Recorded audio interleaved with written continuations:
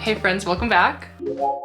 Happy Valentine's Day, besties. I hope that you're loving yourself first and foremost above all else. In today's reading vlog, we will be reading 3 popular romantasy books to get into this lover season. One of these books is the second book in a duology that is coming out this month, and I'm so excited about it. Another one is a first book in a series that I have been seeing everywhere. And the book that we're starting with is one that I almost read for a Goodreads Choice Awards video, but instead of doing the romantasy category, I actually did the literary fiction and just normal fantasy categories, so I didn't have time. Oh, but I have time now. And the book we're starting off with for this romantasy reading vlog is Quicksilver by Miss Kelly Hart. I'm not gonna lie to you. When I saw this cover for the first time, also if you hear banging and clanging around, it's because Caleb is working in the basement. We are on the top floor of our house, but you might still hear him.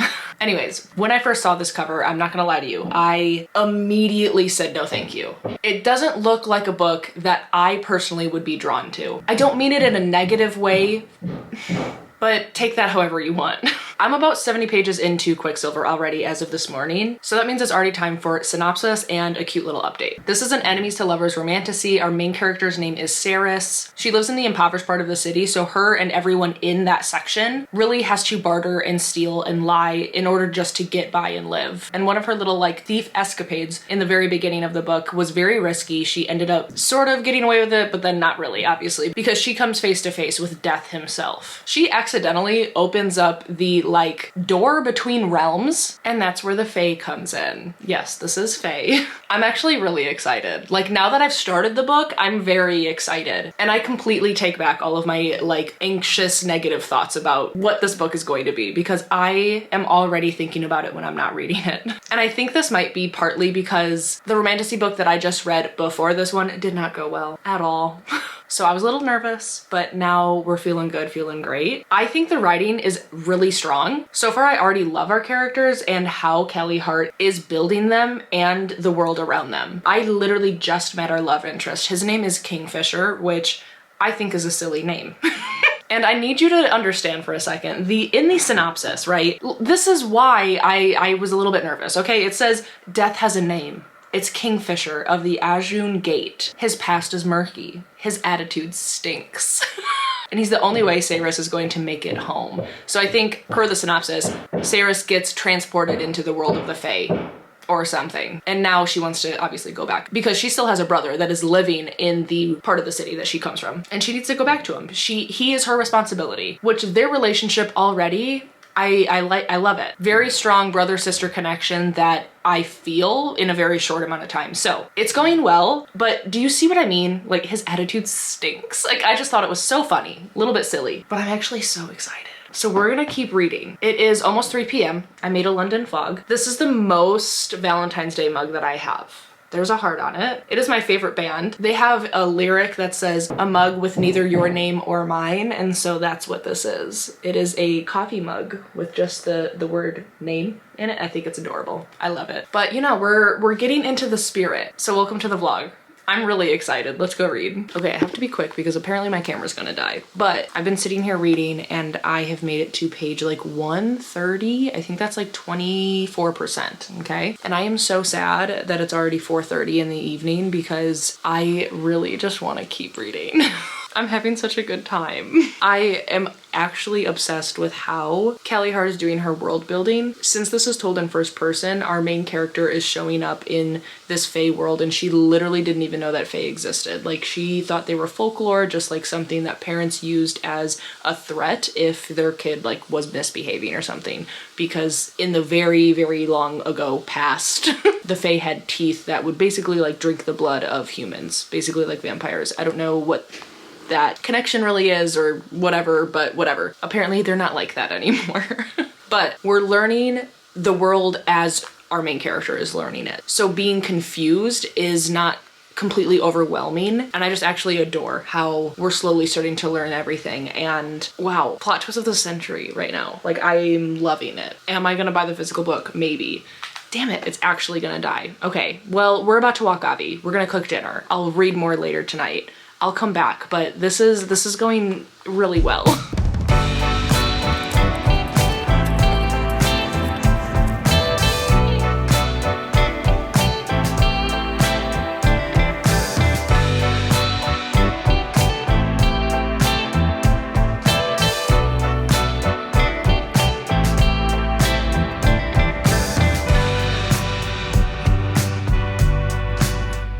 Hey friends, welcome back. I'm here with Juno for an update for you because we collectively just finished Quicksilver and literally Akatar who?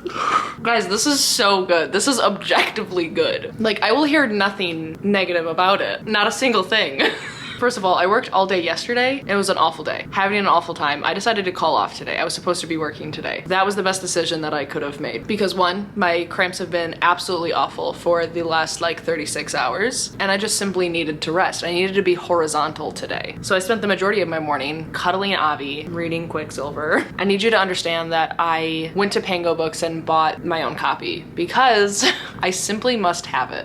I foresee myself rereading this for fun. This is so good. This might be one of my biggest shocks of 2025. I will be surprised if it's not in my top 10 of the year. Like, I just said it.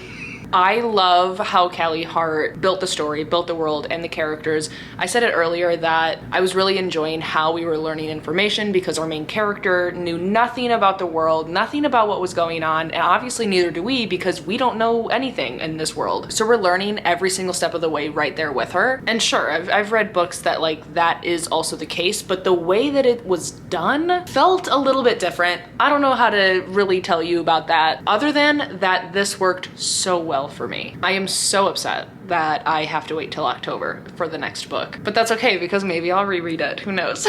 Even the like overly romantic lines, you know, that romance books or romantasy books might have, sometimes they're like ugh, a little bit cringy. Absolutely not. Every single thing worked in this book and I will hear nothing else. The trajectory of the plot and storyline was so well paced. I was thinking about it when I wasn't reading it. When I was reading it, I think I could have read this in a single day if I like had the means of doing so. This is like 600 pages or something and I ate it up. I was I was glued to the page. Guys, 5 stars, 6 stars? I don't know, maybe. Stellar, iconic, stunning, show-stopping. I really want to know what absolute audacity Miss Callie Hart had to write this book because I'm never gonna shut up about it. I don't think I will. Wow, what a time to be alive. Okay, cool. Awesome. Going forward into this video, I mean, we gotta move on. I am so nervous going into the next book because like literally how do you follow this up? How do I follow this feeling up is more so what I'm saying.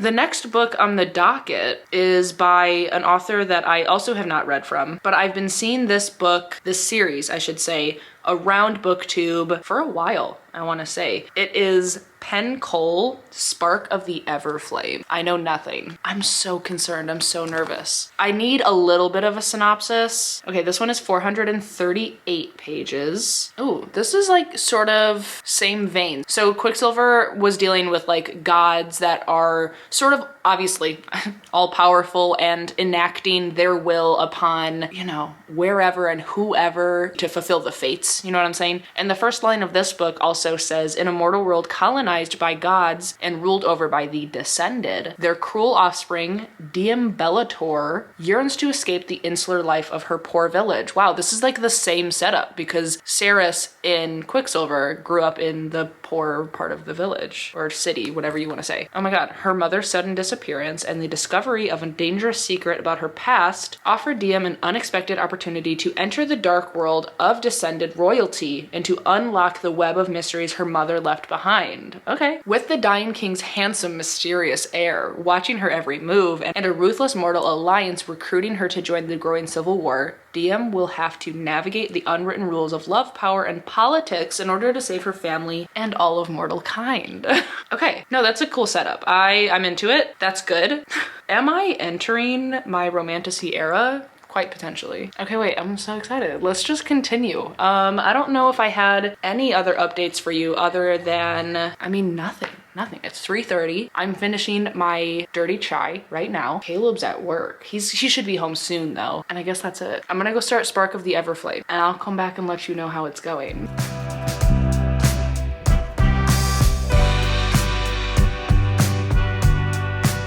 Okay, it's been a couple hours. I've now made it to chapter 9, which is page 107. Listen, I knew it was going to be hard to follow up Quicksilver. And it is still early days, but I'm now a quarter of the way through Spark of the Everflame. And the setup is interesting because we are immediately given a lot of mysteries that our main character doesn't know, and therefore we don't know. She is a healer, and it is her mother who has gone missing. They don't know what happened to her. One day she just didn't come home, basically. But on that same day, our main character, who now I don't remember what her name is, Dien? Isn't it Dien? DM. With an M. But earlier in the same day that DM's mother went missing, she saw her with one of the descendants, one of the like elites, the people in this world who have power and like the longer lifespan. And we're learning a lot about DM's history, how we don't know who her actual father is, how the lore behind the mortals and the descendants is that descendants have like all the color, they have colored eyes, they have, I'm guessing, different colored hair, definitely eyes. And so all of the mortals are supposed to have just brown eyes, and our main character, DM, has like, I think white eyes or something. They claim that she was born with brown eyes, but that she had a childhood illness and then it like leached the color from her. However, some weird things are happening. I have some theories, and I'm sure you do too, without spoilers, of what's going on. I don't have any problems with the writing. It's easy to read, but at the same time, it's also not anything that is something super special at the moment. That could change, but I did feel myself getting a little bit distracted during this little sprint that I just did. And also, if the romance is between who it is right now, not feeling it. It's giving big brother-sister energy, and I don't like it. I'm really hoping that they're not who we're gonna be following this whole time, because I feel nothing. There is no chemistry at all. But right now, the sun is setting. I'll probably have to take Avi out soon. Caleb should be picking up something for us to cook tonight, but I'll just read until he gets home, I guess. Bummer.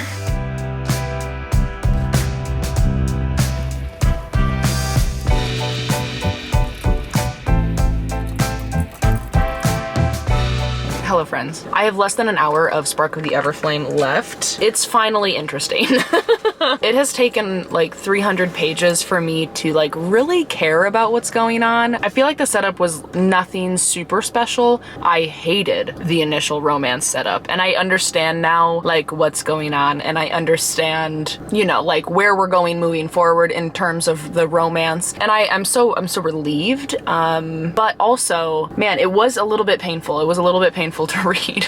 The first 300 pages, again, they were fine. Up until then, I actually had the thought of, okay, like I'll finish this book, I won't continue with the series, but honestly, I'm gonna have to see how the book ends, because now from 300 pages, I just read like 25 pages while I ate lunch. Those like 25 pages, some things are finally happening, and I am a little bit more interested. So I will have to make the decision on if I'll continue after I finish. But I really don't feel much anything for any of the characters that we've been introduced to. Even our main character is a little bit complicated for me. I do love a strong-willed female main character who's like, sort of like, fuck the rules, you know? Those moments are the only ones that I have felt something, I guess. Because there has been some good commentary on like classism and the differences in how the descendants live and how the mortals live. That conversation, I think, is done pretty well. I do like the vast differences in how we're given the visuals of how each society lives. The discussions around like what different types of jobs and magic means for the type of person that it has, and that is in turn a sort of like class system as well. Like there are good things, but I don't think that the plot, it has done anything special for me.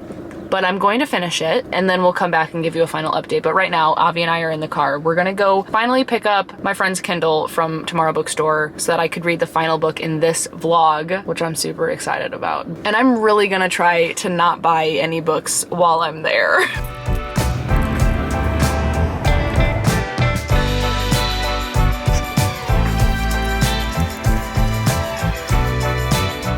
Okay, hi. I just finished Spark of the Everflame like maybe 2 minutes ago, and I liked it. It was okay. I still don't know if I'll continue, because yes, there are some things that I'm interested in just to like see how things would play out within like the politics and the magic, but I really don't feel anything for any of the characters, like any of them.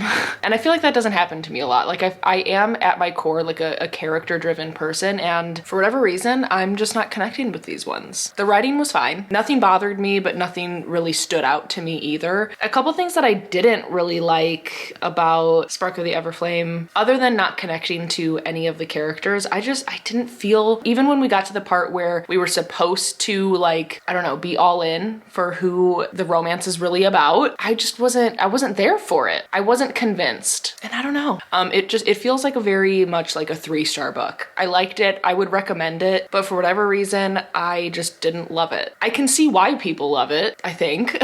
And I'm not writing off continuing the series. I think if it's on Kindle Unlimited and I'm ever like bored and want to see where it goes, like I could see myself continuing, but I'm not going to like stop everything, hold my TBR so I can continue the series, you know? So that's how I feel. And that's okay. I mean, I'm glad I tried it. Right now I'm setting up for reading sprints. It is Friday and I'm doing a weekend readathon with my patrons. So tonight, because I did get my friend's Kindle, I will be reading Rebel Witch by Kristen Ciccarelli. I can't wait. I'm really excited. This is book 2 in the duology for Heartless Hunter Crimson Moth series, and I really, really liked Heartless Hunter. It completely took me by surprise. I read it for the reading vlog where I read BookTuber's best books of 2024, and I just happened to be lucky enough to be friends with someone who has an ARC. This one comes out on February 18th. At its core, this series, book 1, Heartless Hunter, is a witch and a witch hunter, like enemies to lovers romance. It left off on a pretty big cliffhanger, and I'm just really excited to see where it goes. So we're gonna lock in tonight. We're gonna lock in. Sprints are starting in just a couple minutes, so I'm gonna set up. I'll get into this one a little bit more and I'll come back and give you some initial thoughts because I am a little bit nervous going into it since I loved the first one so much. Okay, hey, I've made it to 16% in Rebel Witch and it kind of feels like coming home. Like I am excited to be in this world again. It's always really fun to come back to a series and revisit a world in which you have already enjoyed, and it's always interesting when you are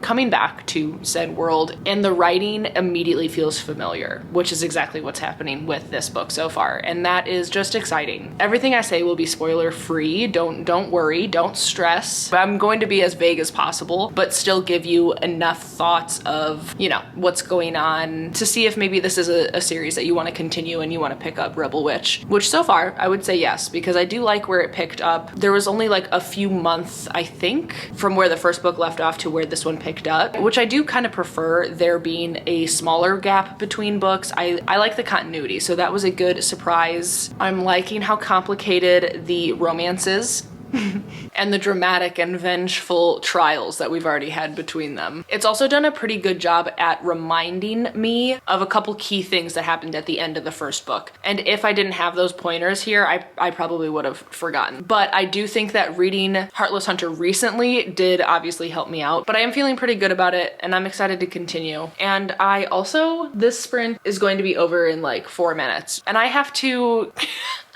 have a quick comment. I don't think I realized how much of a hot take this vlog might be. The fact that I really love Quicksilver and that I really thought that Spark of the Everflame was just okay, like those two together in this video might be too much for the general public. And one thing I did forget to say in this video in regards to Quicksilver, because one of the like key negative things that people have said about that book are what words Callie Hart was using for like the private area within the spicy scenes. And I'm here to tell you that, yeah, I agree with you. I'm not saying that I'm like into how things are described. I'm saying that I looked past it all.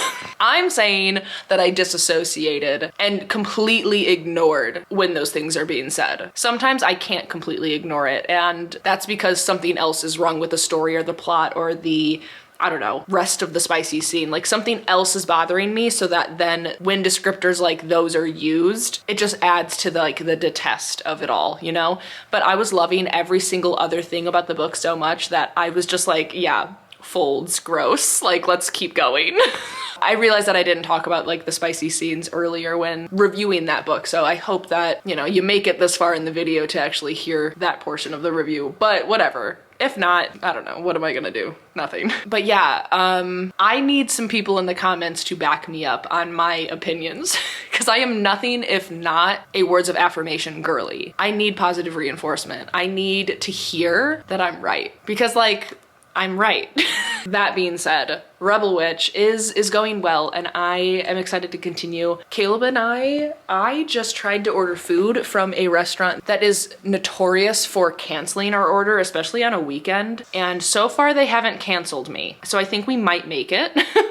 We're just getting some like wings, tenders tossed in a sauce from a local bar, pub, place, whatever. They're really good, really phenomenal sauce, but this sprint just ended. So I'm gonna go do a little yap sesh. We're probably gonna eat our food, and I do plan on reading more tonight. So I will come back probably in the morning and let you know how far we have gotten in Rebel Witch. I'm excited.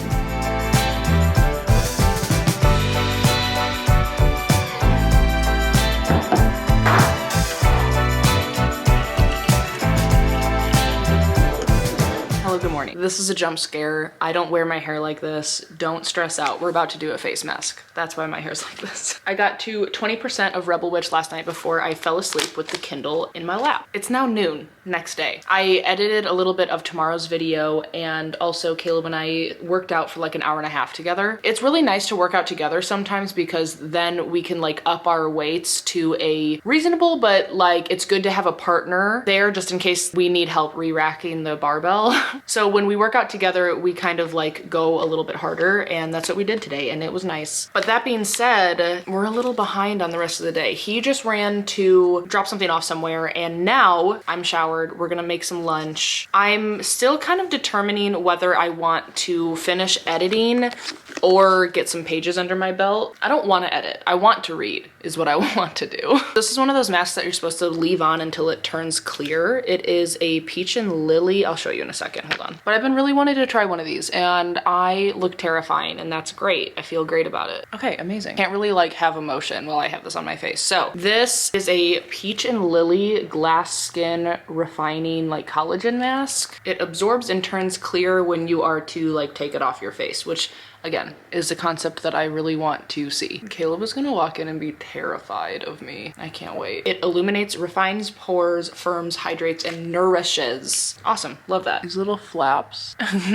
are so silly. So far, Rebel Witch is going well. It's fun to be back with these characters and in this world. I think that the gap between the two books was super reasonable and gives us a little bit of new conflicts that we are exploring since the major conflict at the end of the first book. So I think the setup is pretty good, and the action starts off pretty immediately, and we are reminded of the complicated relationship of our main characters, the witch and the witch hunter. So yeah, I'm having a good time. Realistically, I should probably edit a little bit, then we'll eat lunch, and then I will get some pages in. I am doing more reading sprints today at 3 p.m. with my patrons, and I think that I will use those sprints purely for reading. So I will, I guess, edit for maybe like an hour or so and see where we're at by then. So I will come back once I've made some more headway, hopefully about 50% of the way through Rebel Witch.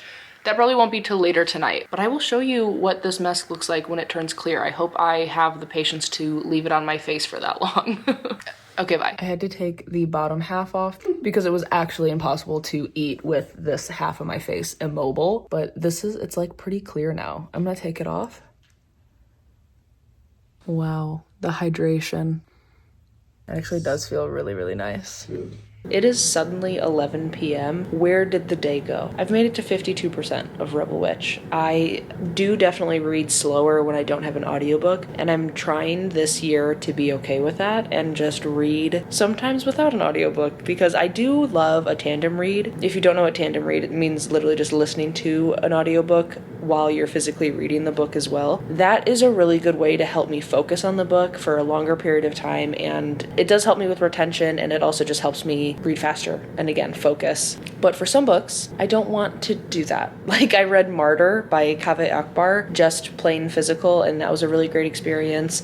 I obviously have to read Rebel Witch without an audiobook because this is an ARC, so the audiobook isn't even available yet, and it wasn't in my like goals of this year to read more physical books without audiobooks because I was scared of that. I didn't want to like force myself, but like now that I've done it a couple times, I do think that it's sort of important for me to sort of like exercise my attention span and things like that. So it feels good. It feels good to be reading with just like a little ambiance room on in the background. But I did just want to touch base before we went upstairs to get ready for bed. Officially halfway. Things are still going well. I am having a little bit of an issue with some of the conflicts and issues that are showing up from the previous book, but also new conflicts and issues in this book. They don't seem to be evolving at all. They just seem to be getting brought up in the same manner and in the same situations. It's almost a little bit cyclical. So I'm hoping that that does evolve a little bit more and that we get a little bit more depth in the conflicts in between our two main characters especially. My memory card is flashing at me, so I have to go, apparently.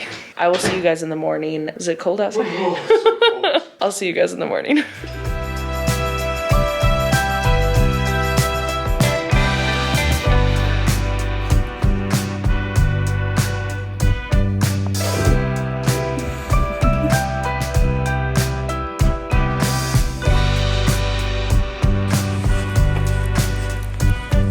Friends, I have officially finished the final book of this video, Rebel Witch by Kristen. Oh boy.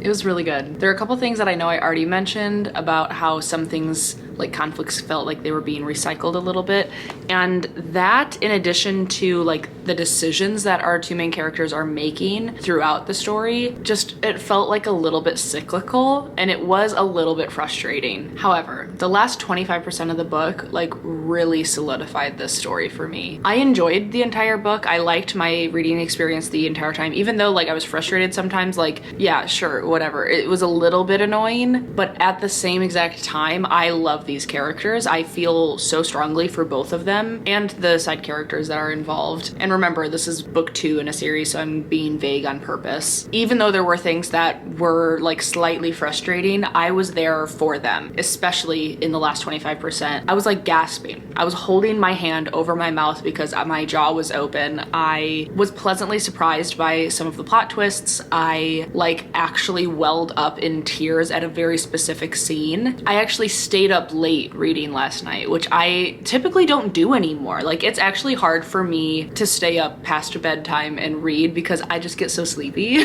But I like stayed up late last night because I really wanted to be reading. All in all, I am just really grateful that I got to read this before publication date, and I'm here to tell you that if you have read the first one, definitely read the second one. It was a great book. It was a great extension of the story, and if you haven't read either of them, give the first one a shot. It's kind of like, I don't know if this is like a weird comparison or if people will even agree with me, but it kind of feels like a witchy Bridgerton in a way, but very loosely. Like, there's not actual like royalty per se involved, but there are like aristocrats, there are like nicer parties in a world where witches once ruled and are now hunted by witch hunters, and our main characters are a witch and a witch hunter. So it has drama, it has worthwhile conversations on like classism and who matters, who belongs and has rights, and I will think of this series very fondly. I had a really good time with it. And that marks the end of this video. So we had 2 really big hits and 1 book that just wasn't entirely for me. Definitely a 5-star for Quicksilver, unapologetically. I think I'm leaning between like probably just a solid 3-star for Spark of the Everflame. And then Rebel Witch, I think I'm either between a 4.5 and a 5. I think together the duology feels like a pretty strong 5, honestly. The 2 main characters and their chemistry like is some of my favorite that I've read in a while. I definitely recommend it. This was a really fun vlog. I think that romantasy is a genre that I definitely foresee myself trying out even more so in the future. If you guys have any specific recommendations for me that feel similar to things like Quicksilver or Rebel Witch, like I love things like that also have a side plot of like some sort of like high stakes war or battle. I don't know. Let me know. Let me know if you have any specific ones for me because I would love to pick up some of your guys' recommendations. But until then, I will see you guys next time. Thank you so much for being here and hanging out with me for a little bit. If you are still watching, then leave me the purple heart emoji down below in the comments, and while you're down there, please do subscribe and like the video. I always appreciate your support, and of course, be kind to one another and happy reading. Bye.